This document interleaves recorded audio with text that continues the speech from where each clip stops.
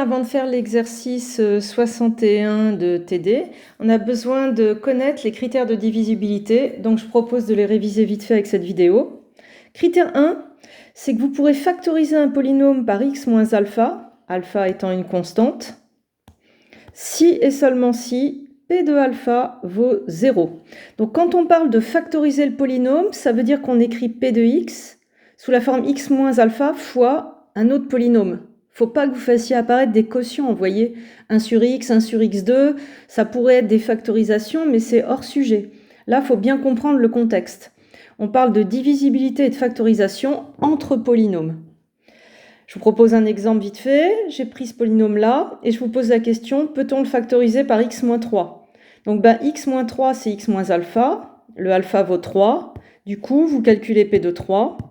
Donc ça fait 3 au cube moins 3 au carré plus 2. Et donc, vous voyez que 27 moins 9 plus 2, c'est différent de 0. Il n'y a même pas besoin d'aller au bout du calcul.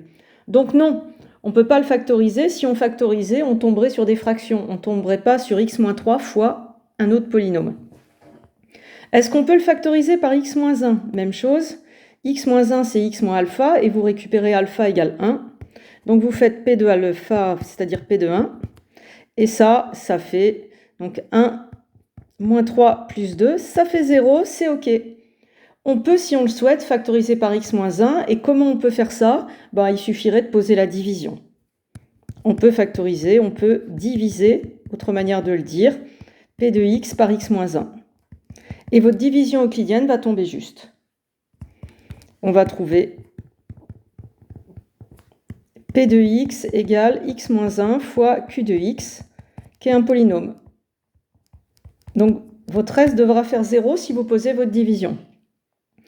Est-ce qu'on peut factoriser p de x par x plus 2 ? Vous faites gaffe, x plus 2, c'est x moins 2.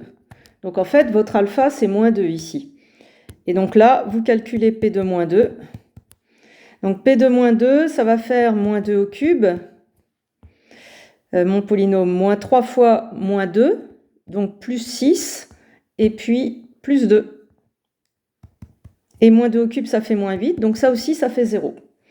Donc oui, on peut aussi factoriser p de x. On peut diviser p de x par x plus 2. Ça tombe juste. Et donc, du coup, ce que vous pouvez déjà retenir aussi, c'est qu'on peut cumuler ce critère entre eux.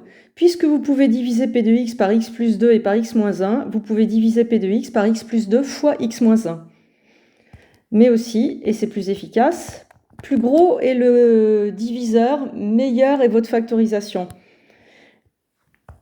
Et donc, on peut diviser p de x par x plus 2, x moins 1. Voilà pour le critère 1.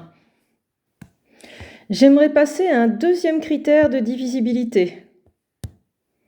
Critère 2. On peut diviser p de x par x moins alpha puissance k. Donc ça, c'est un entier, k, non nul. Ici, appartient à n étoile. Si et seulement si, eh bien, p de alpha égale à 0, évidemment, mais aussi le p', etc. P seconde, dérivée troisième, et on s'arrête à k moins 1. Donc on s'arrête un petit peu avant k. La dérivée k moins unième de alpha vaut 0. Je vous rappelle que p seconde, c'est la dérivée de la dérivée, et ainsi de suite. On dérive, on dérive, on dérive. Et évidemment, un polynôme, on ne le dérive pas indéfiniment, parce qu'à un moment donné, les degrés baissent et ça fait 0. Donc voilà un critère qui permet de savoir si on peut aller plus loin avec les x moins alpha. On va regarder l'exemple sur notre polynôme. Donc je reprends le polynôme p de x du début. On a déjà vu qu'il se factorisait par x plus 2 et par x moins 1.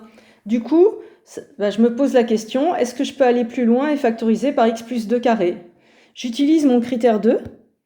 Donc pour que ça se factorise, il faut que je regarde, est-ce que p de moins 2 égale 0 ? Ça c'est oui, on l'a déjà fait.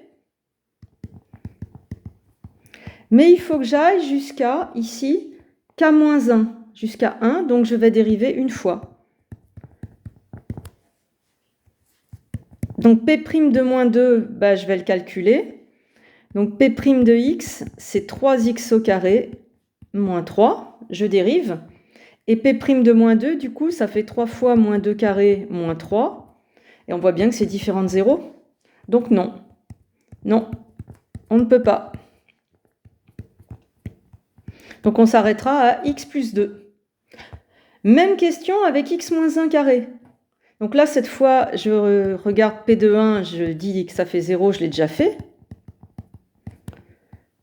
Et là, pareil, je regarde K-1 c'est 1, P' de 1, eh bien ça fait 3 fois 1 carré moins 3, 0. Donc oui,